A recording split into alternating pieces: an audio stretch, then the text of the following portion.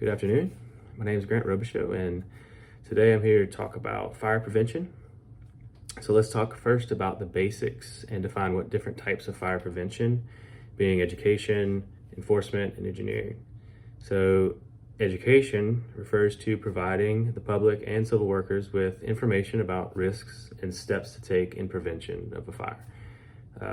With that, it ultimately means that teaching the public how to prevent fires and then what to do in the event of a fire. Examples of this could be, the smoke alarm initiatives that we all see going on, free education and classes offered, kind of like basic fire extinguisher education, things like that. Engineering would be the design of buildings that are safe from fire by utilizing the approved building materials that have a good fire resistance. And lastly, enforcement is the laws and the codes, fire codes that we required to abide by when we start building new buildings and start inspecting older buildings.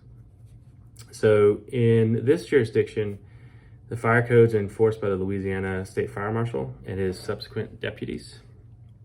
The Fire Marshal's department also employs licensed architects and engineers that take on managing construction projects throughout the state of Louisiana to ensure compliance with all applicable laws and codes.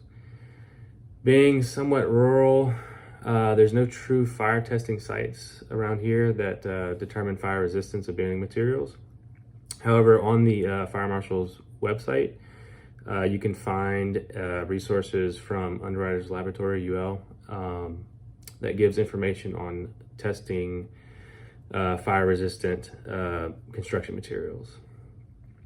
So to achieve these results, they use the ANSI UL 263 test standard, and it's used to determine the fire resistant of different materials based in hours of the fire exposure, basically.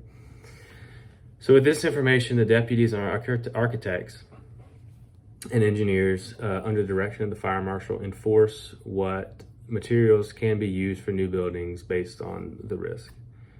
Some things to look for when identifying some unsafe buildings would be buildings that aren't constructed with sufficient fire resistant materials, as well as structures that may be old and deteriorated, potentially vacant for quite some time. Structures with inadequate fire suppression systems or inadequate fire exits could also be unsafe and non-compliant with fire code. So some buildings in this area that would pose a significant risk, I think would be some of the old traditional shotgun houses. And these houses were primarily built, 50 to 100 years ago, and they encompass front to rear exit only, very thin houses with a narrow hallway going through them. So if a fire were to occur in one of these older buildings, the older materials may not have the fire protection rating that the new materials do now. And I think, there would be a significant risk of residents becoming potentially trapped inside with not an easy egress out of the house. So how do we request an inspection from the fire marshal? So the fire marshal's website contains multiple forms you can print and submit, including plan reviews, which are simply review of design plans by the fire marshal department prior to construction or occupancy. Any in question or identifiably at-risk building or structure could benefit from plan review and structure control, as it would point out deficiencies that in the layout or the construction of the building, so that can be remediated proactively before a fire actually exposes the weaknesses of that.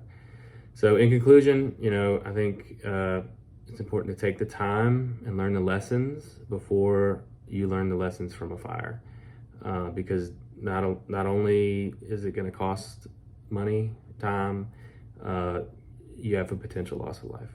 So thank you.